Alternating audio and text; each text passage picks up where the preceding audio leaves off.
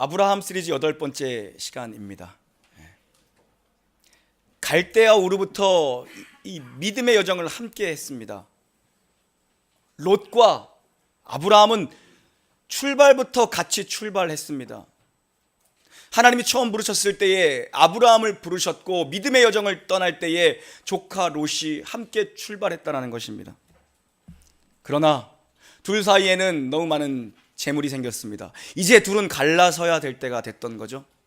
조카 롯이 먼저 눈에 보기에 좋은 땅을 선택해 갑니다.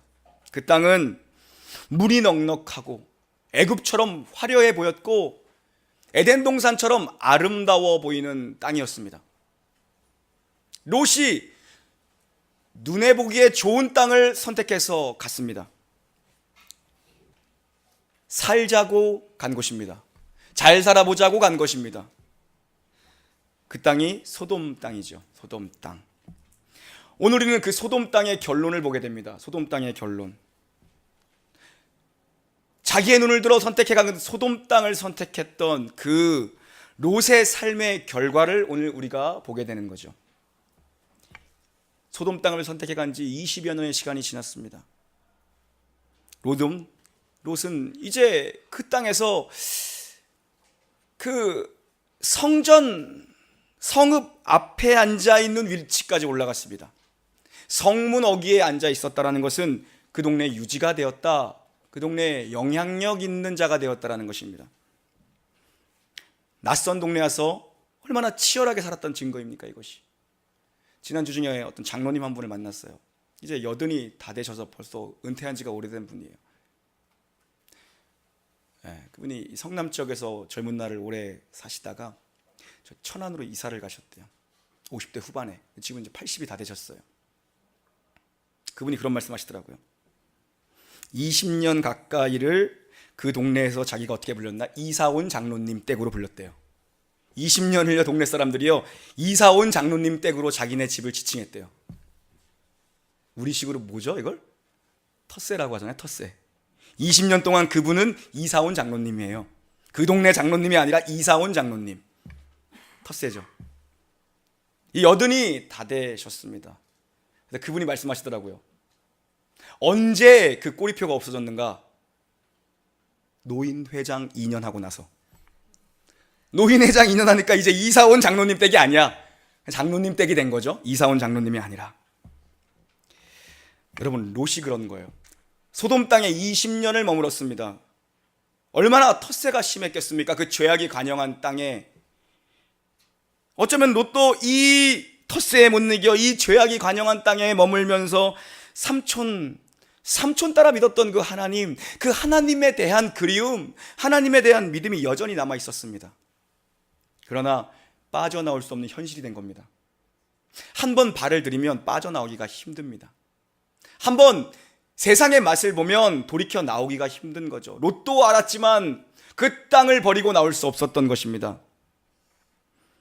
믿음 없는 사람들 틈에서 이방인 롯이 이 자리까지 올라갈 정도였다면 롯이 얼마나 소돔화 되었냐는 겁니다. 얼마나 롯이 소돔화 되어 적응을 잘하며 그곳에 유지까지 갔냐는 겁니다. 그 땅의 방식, 그 땅의 기준대로 롯이 살았습니다. 이게 롯이 선택한 인생입니다. 롯도 마음 한켠에는 믿음이 있었습니다. 하나님을 그리워했습니다. 그러나 아슬아슬한 삶이었죠. 아슬아슬한 삶. 언제든지 결정적인 순간에는 믿음을 등지고 세상을 향해 갈 수 있는 아슬아슬한 삶이었습니다. 저기 가면 여기가 그립고 여기 가면 저기가 그립고 안타까운 일입니다. 그도 마음 한켠엔 믿음이 있었습니다. 그러나 세상의 끈을 놓지 못하는 믿음입니다. 여러분, 소돔이 어떤 땅인가요? 노소를 막론하고 원근 각처에서 죄질 일이 있으면 찾아 모이는 동네입니다. 악이 넘쳐나는 동네, 의인 10명이 없던 동네, 동성애가 넘치는 땅. 거기서 소도마이트라는 영어 단어가 나온 겁니다. 동성애를 뜻하는. 망할 징조죠. 망할 징조. 소돔 심판에 대한 시급성이 너무나도 분명해진 겁니다. 너무나도 분명해졌어요. 하나님은 이런 소돔에 천사들을 보내셨습니다. 천사들을 보내셨어요. 천사들이 다급합니다. 천사들이 심판이 임박했다라는 것을 알립니다. 누구에게요? 롯에게요. 12, 13절 함께 봉독해 봅니다. 시작. 그 사람들이 롯에게 이르되 이외에 내게 속한 자가 또 있느냐? 자녀나 성중에 내게 속한 자들을 다 성 밖으로 이끌어내라. 그들에 대한 부르짖음이 여호와 앞에 크므로 여호와께서 이곳을 멸하시려고 우리를 보내셨나이다. 우리가 멸하리라. 아멘. 롯에게 속한 자들이 이 구원의 목록에, 구원의 대상에 포함되어 있습니다. 롯에게 속한 자들, 너에게 속한 자들을 다 성 밖으로 끌어내라. 너의 가족들을 다 성 밖으로 끌어내라. 여러분, 구원이란 끄집어냄을 경험하는 것입니다. 죽음에서 생명으로 옮겨지는 사건입니다. 건짐을 받는 사건이 구원이죠. 건져내어진 무리들, 그것이 교회입니다. 우리는 죄와 사망, 죽음으로부터 건져내어짐을 받은 자들인 거죠. 롯의 구원을 보십시오. 롯이 지금 망할 땅 소돔에서 심판 직전에 건져내어짐을 받습니다. 어떻게 해요? 그가 기도의 끈에 매여 있었습니다. 그가 약속의 끈, 언약의 끈, 말씀의 끈에 그가 매여 있었습니다. 롯은 아브라함의 기도의 끈에 매여 있었고, 롯은 아브라함의 언약의 끈에 매여 있었던 것입니다. 그 가족들까지 이 언약의 끈에, 이 기도의 끈에 딸려온 거죠. 여러분, 노아의 가족들이 의로웠습니까? 성경은 노아를 의롭다라고 말씀하십니다. 출애굽의 영광을 본 이스라엘 백성들이 여러분 어떻게 구원을 받습니까? 하나님의 약속에 그들이 묶여 있었던 것입니다. 하나님의 백성이란 하나님의 언약에 묶여 있는 자들입니다. 묶여 있는 자들. 진정한 중보자이신, 진정한 언약이신 예수 그리스도께 매여 있는 자들, 그들이 하나님의 백성인 거죠. 저는 여러분이 가족 구원을 위한 기도를 멈추지 않게 되기를 바랍니다. 기도의 끈을 여러분 놓지 마시고 붙잡으십시오. 주님이 우리의 기도를 듣고 계시죠. 심판이 임할 때 그 손을 잡고 끌어내시는 겁니다. 그래서 우리가 구원을 위한, 전도를 위한 기도를 멈추지 말아야 될 이유가 거기에 있는 거죠. 하나님이 그 기도의 끈으로 롯을 건져내신 거죠. 14절 함께 봉독합니다. 14절 시작.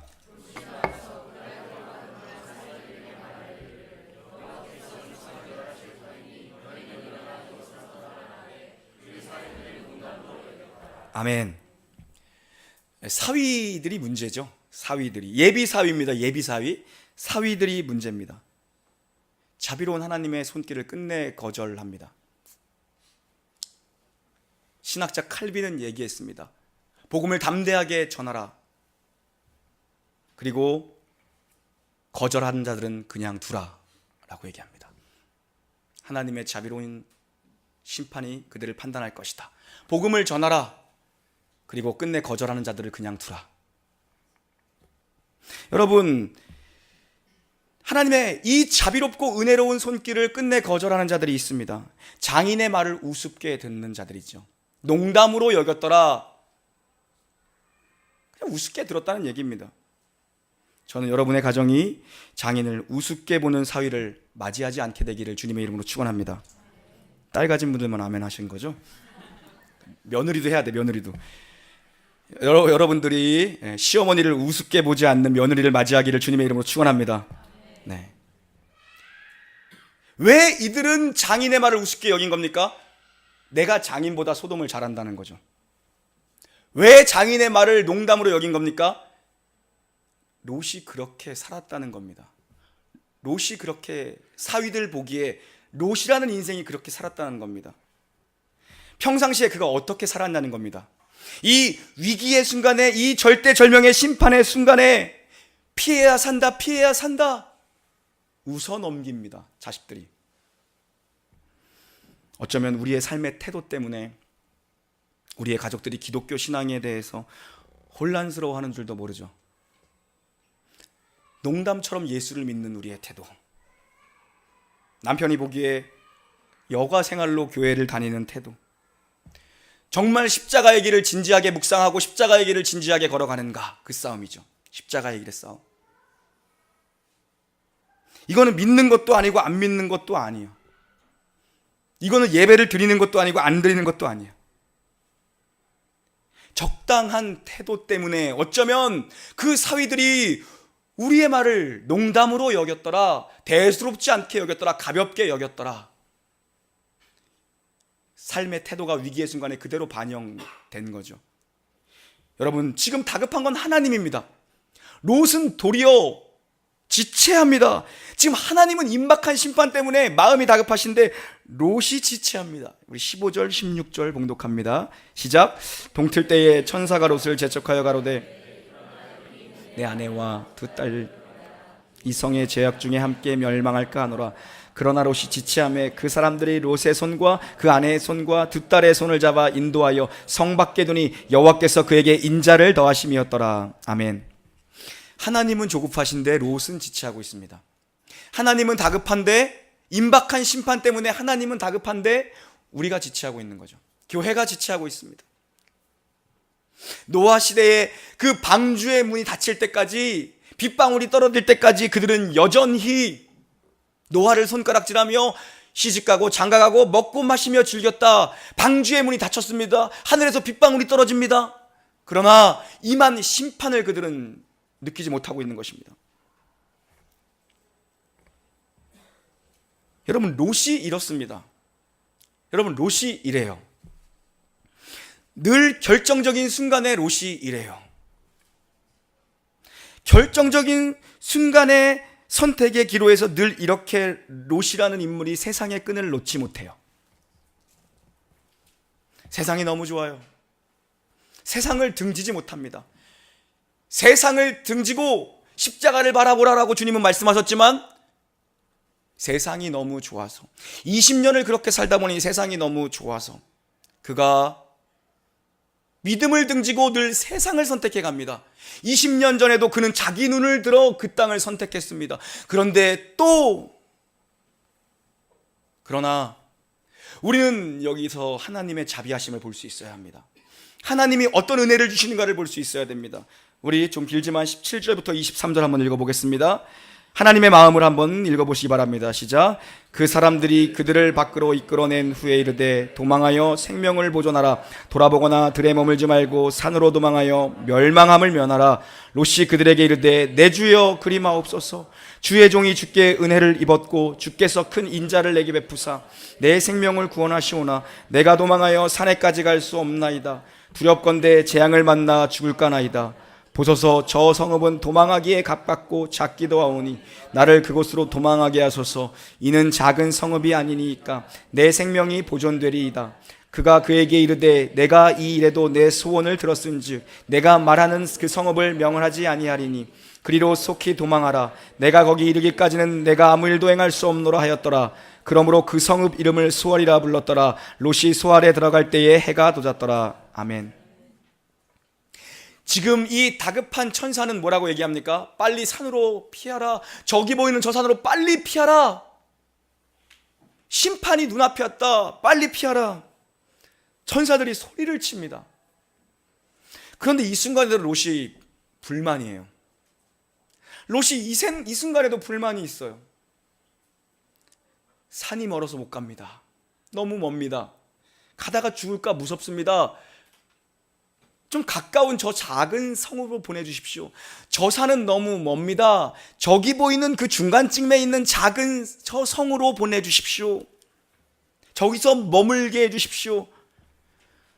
가까이서 조금이라도 건지고 싶은 마음이에요. 여기에 있는 모든 것들을 버려두고 저 먼 곳 산으로 가면은 여기가 다 끝나버릴 것 같은 거예요.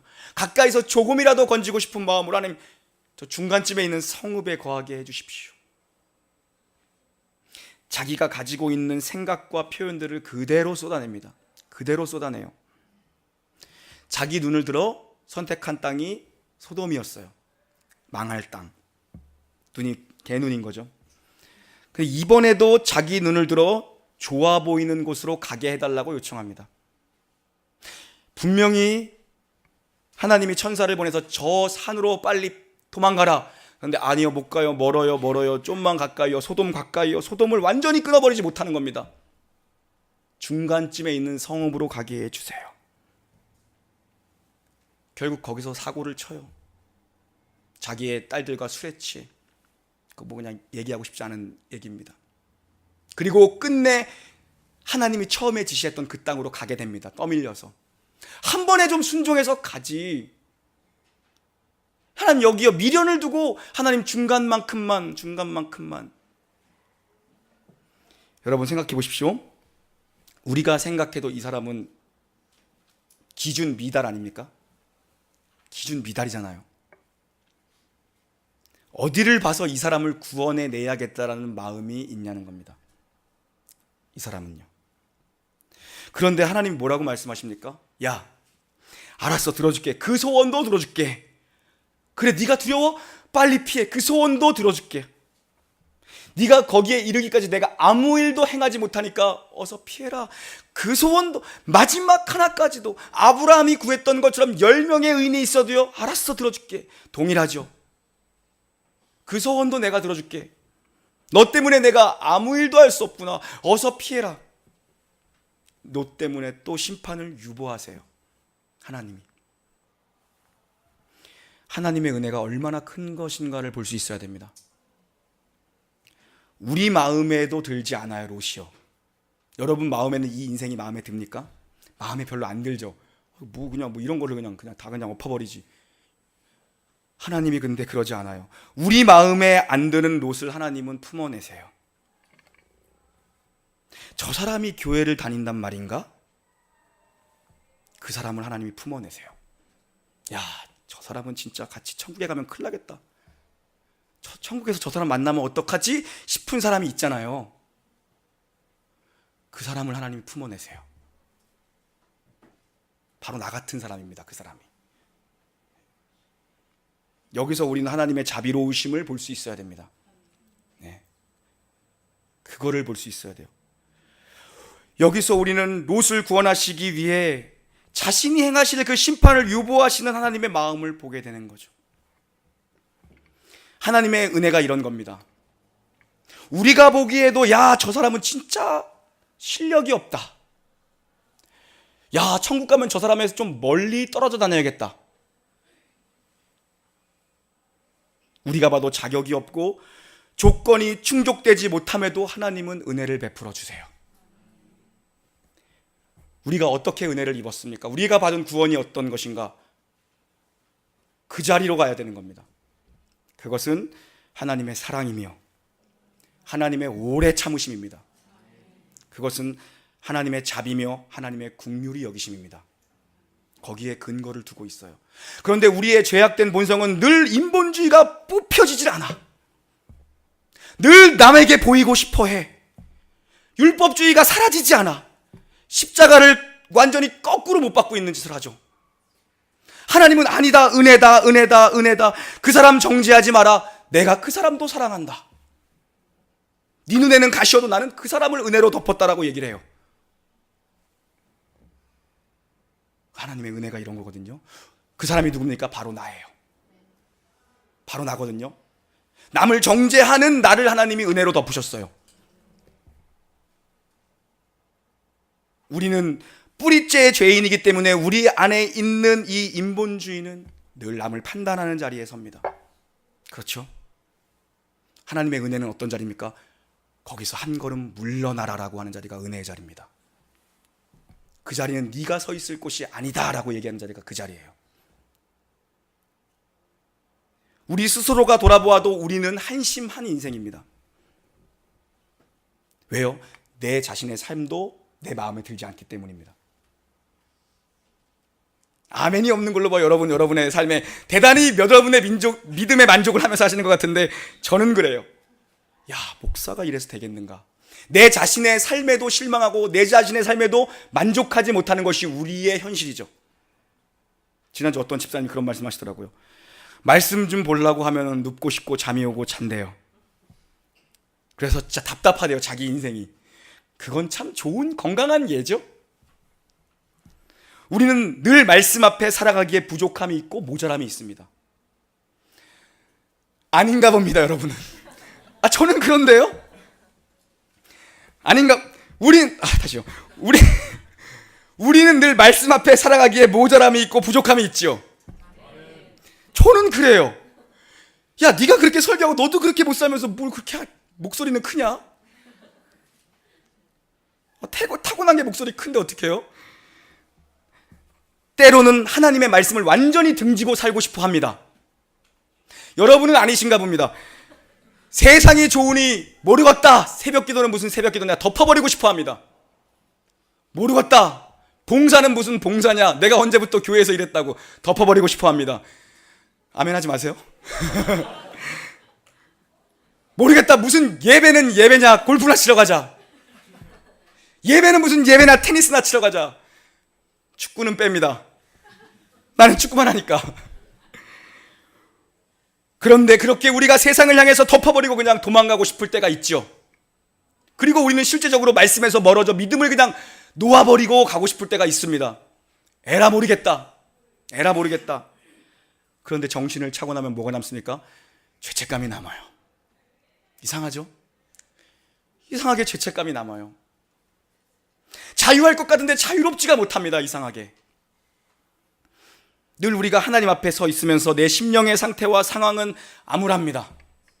그게 우리가 만나는 이번 한 주간에 또 현실이 될 것입니다. 우리가 하나님 앞에 나와 있지만 내 심령의 상태와 내 현실, 눈앞에 보이는 현실은 여전히 암울해서 원망이 튀어나오고 불평과 한숨이 그치질 않죠.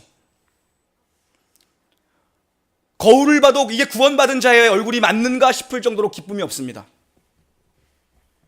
그때 우리가 어디로 가야 합니까? 다시 처음으로 가야 합니다. 오늘 롯을 구원한 그 자리로 가는 겁니다. 우리는 롯보다 더한 인생들이었습니다.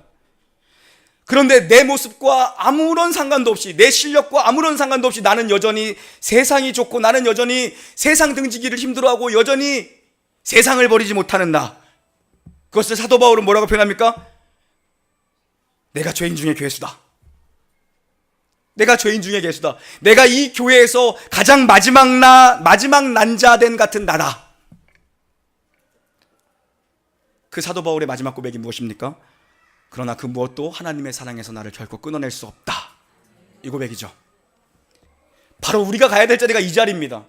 오늘 우리가 서 있어야 될 자리가 이 자리죠. 우리의 현실은 여전히 한숨이 나지만 그러나 우리가 서 있는 자리는 어디입니까?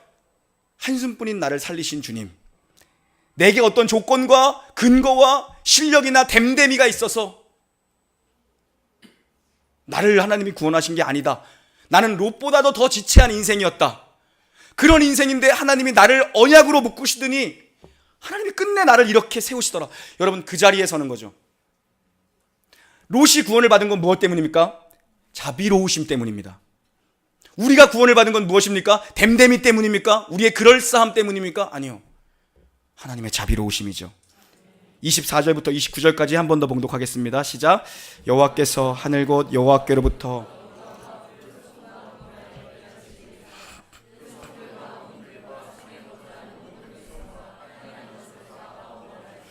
롯의 아내는 뒤를 돌아보았으므로 소돔꾼이 되었더라. 아브라함이 그 아침에 일찍 일어나 여호와 앞에 서 있던 곳에 이르러 소돔과 고모라와 그 온 지역을 향하여 눈을 들어 온기가마의 연기같이 치솟음을 보았더라. 그 하나님이 그 지역의 성을 멸하실 때 곧 롯이 거주하는 성을 엎으실 때 하나님이 아브라함을 생각하사 롯을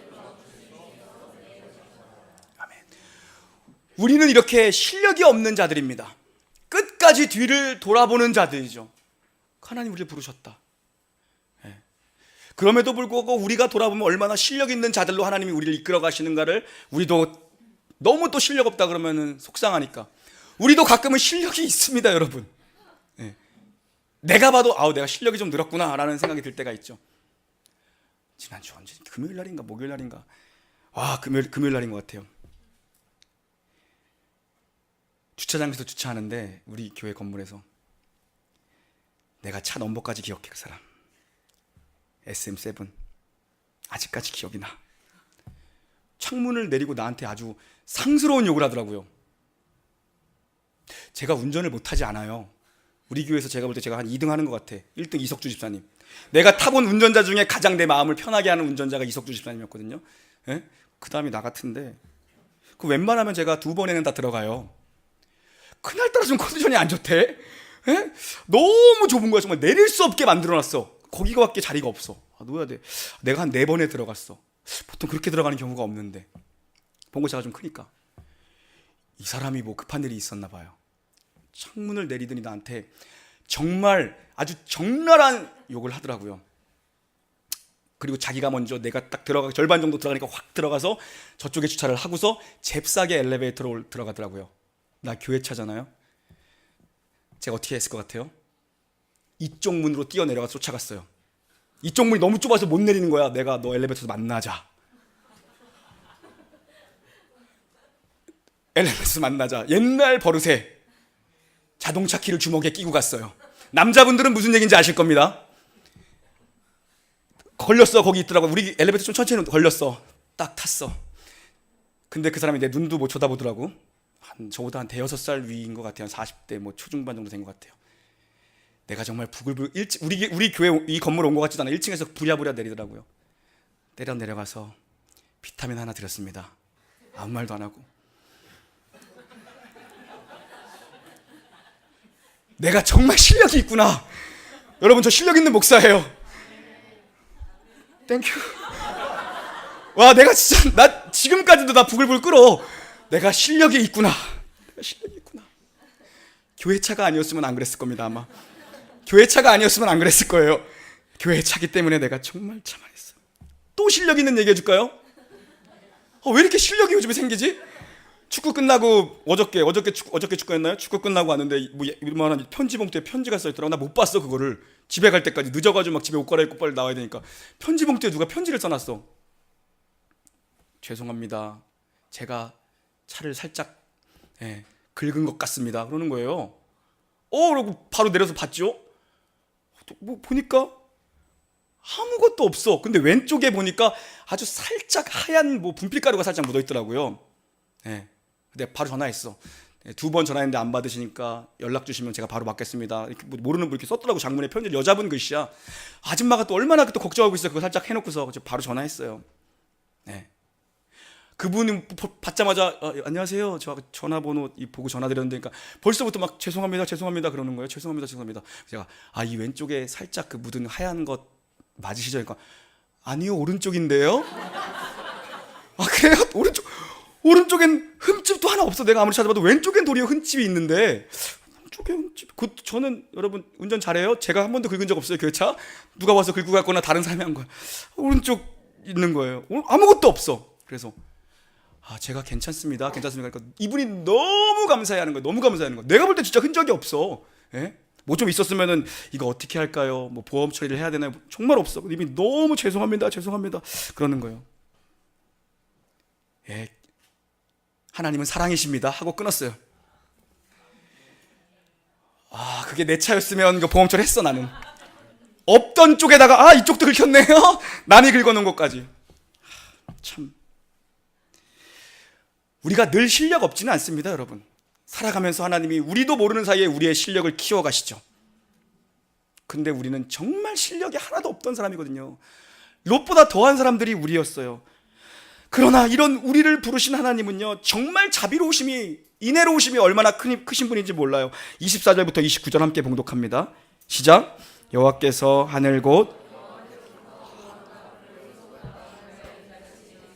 그 성들과 온들과 성에 거주하는 모든 백성과 그러셨더라. 롯의 아내는 뒤를 돌아보았으므로 소금 기둥이 되었더라. 아브라함이 그 아침에 일찍 일어나 여호와 앞에 서 있던 곳에 이르러 소돔과 고모라와 그 온 지역을 향하여 눈을 들어 온기가마 연기같이 치솟음을 보았더라. 하나님이 그 지역의 성을 멸하실 때, 롯이 거주하는 성을 엎으실 때 하나님이 아브라함을 생각하사 롯을 그 엎으시는 중에서 내보내셨더라. 아멘. 여러분, 롯의 딸들은 남편들 때문에 발걸음이 안 떨어졌을 것입니다. 예비 남편들 때문에, 남자 때문에 그 땅에서 발걸음이 안 떨어졌을 겁니다. 그리고 롯의 아내는 무엇 때문에 발걸음이 안 떨어졌을까요? 제가 볼 땐 그곳에서 모은 재물들 때문일 것 같아요. 왠지 아세요? 일반화시킬 수 없지만 저의 경험상 여자가 돈을 더 좋아해요. 남자보다 여자가 돈을 더 좋아하는 것 같아. 아무도 동의를 안 하시면 우리 집이 이상한 집이 되잖아요. 내가 볼 때 남자들보다 분명히 여자들이 돈을 더 밝혀. 롯의 아내가 결국 하나님이 돌아보지 말라라고 했는데 돌아보다 소금 기둥이 됩니다. 지금도 그곳에 가면 그 소금 바위가 있대요. 보게 되는 날이 있겠죠. 그때 여자들은 그 앞에서 참회해야 합니다. 남자들은 직짓는데 여자들은 돈 때문에 뒤돌아섰구나. 하나님은 아브라함을 결코 잊지 않으셨습니다. 무엇을 잊지 않으시고 무엇을 기억하신 건가? 하나님이 그럼 아브라함의 무엇을 기억하시고 무엇을 생각해내신 건가? 아브라함을 부르실 때 하나님이 주셨던 말씀, 내가 너로 말미암아 천하 만민이 내게 복을 받게 하겠다. 하나님이 이 말씀을 놓치지 않으셨습니다. 그 말은 아브라함 인생 하나를 위해 하나님이 아브라함을 부르셨다는 게 아닙니다. 지금 아브라함이 어디에 서 있습니까? 그는 아침 일찍 일어나 여호와와 대화를 나누던 그 기도하던 그 자리, 그 중보자의 자리, 그 기도의 자리, 하나님 50명만 있다면 살려주십시오. 하나님 45명이요. 하나님 30명, 20명, 10명만 있다고 한들 하나님 제발 이 소돔 땅을 멸하지 말아주십시오. 그 자리에 아브라함이 이른 아침 일어나 서 있습니다. 연기가 많아는 저 땅에서 하나님 롯을 구원해 주십시오. 하나님은 아브라함의 기도에 응답하신 건가요? 안 하신 건가요? 아브라함 아침 일찍 일어나 연기 나는 소돔을 바라보면서 하나님 어떻게 이러실 수 있습니까? 그의 기도는 끈질긴 기도였습니다. 그의 기도는 담대한 기도였습니다. 그의 기도는 자기 자신을 위한 기도가 아니라 남을 위한 기도였고, 그의 기도는 하나님의 뜻을 구하는, 의인들을 어찌 멸하려 하십니까? 의인들을 살려주십시오. 하나님의 뜻을 구하는 기도였습니다. 그런데 하나님 기도에 왜 응답 안 하신 거죠? 하나님은 아브라함의 기도를 들어주시기 위해 기도를 거절하셨습니다. 하나님의 방법이죠. 아브라함은 소돔을 멸하지 말라고 기도했습니다. 30명, 20명, 10명, 왜요? 그 안에 롯이 있었기 때문이죠. 목적은 롯이었습니다. 그런데 하나님은 소돔을 멸하시는 방법으로 롯을 구출해내셨어요. 아브라함은 소돔을 멸하지 않고 롯을 구해달라고 요청했지만 하나님의 방법은 소돔을 멸하셨지만 그 가운데서 롯을 구출해내는 방법이셨어요. 왜요? 하나님은 소돔이 망해도 롯을 구원해낼 수 있는 분이라는 거죠. 끝내 아브라함의 기도를 기억하셨고 응답하셨습니다. 그래서 29절은 하나님이 아브라함을 생각하사 아브라함을 기억해내사, 여러분 한 사람이 하나님 앞에 온전히 섰을 때 천하 만민이 복을 받는 역사가 이루어지기를 주님의 이름으로 축원합니다. 여러분이 살아가는 그 현실이라는 자리, 오늘이라는 자리, 그 자리가 여러분 하나를 위한 자리가 아니요 천하 만민에게 복을 흘려보내는 자리로 부름받았다. 하나님과 세상 사이에 여러분이 서 있는 겁니다. 남편과 하나님 사이에 여러분이 서 계시는 거고, 자녀들과 하나님 사이에 여러분이 서 계시는 거죠. 아브라함을 통해 만민이 복을 받게 하시겠다라는 하나님이 우리를 부르셨습니다. 그래서 천국으로 여러분을 즉각적으로 부르시지 않았습니다. 의인으로서 책임져야 할 영혼들이 있기 때문입니다. 실력 없는 우리를 부르셔서 실력 없는 자리로 끝내지 아니하시고, 우리에게 믿음이란 무엇이고 의인이란 어떻게 살아내신가를 끝끝내 가르쳐주시면서 결국 우리로 하여금 많은 생애들을 건져내는 자리로 우리를 부르셨다는 거죠. 여러분이 맡고 있는 이 복된 은혜의 책임을 사명으로 받으시고 감사로 받으시고 특권으로 받으실 수 있는, 그 은혜를 살아낼 수 있는 저 여러분, 이 놀라운 교회가 되기를 주님의 이름으로 간절히 축원합니다. 소돔을 멸하실 때에 아브라함의 끈에, 언약의 끈에 매여 있는 롯을 기억하사 아무 실력 없고 조건 없는 롯을 구원하신 하나님, 그리고 우리를 그 자리로 부르신 하나님, 이제 우리에게 이 복된 은혜를 주시고 우리를 하나님과 세상 사이에 서 있는 자로 부르셨고, 남편과 하나님 사이에 서 있는 자로, 자녀들과 하나님 사이에 서 있는 자로 부르셨습니다. 이 은혜의 특별한 기회를 놓치지 않고 사명으로 감사함으로 살아낼 수 있는 우리가 모두가 되게 하여 주시옵소서. 하나님의 방법은 다 알 수 없지만 끝내 하나님의 뜻을 이루시고 우리의 기도를 들어주시며 우리를 생각하시는 그 하나님 아버지께 포기하지 아니하고 기도할 때에 우리를 천하 만민에게 복을 흘려보내는 그 자리로 부르신 그 하나님을 찬양하오니 역사하여 주시옵소서. 감사하며 존귀하신 우리 구주 예수님의 이름으로 기도 올리옵나이다. 아멘.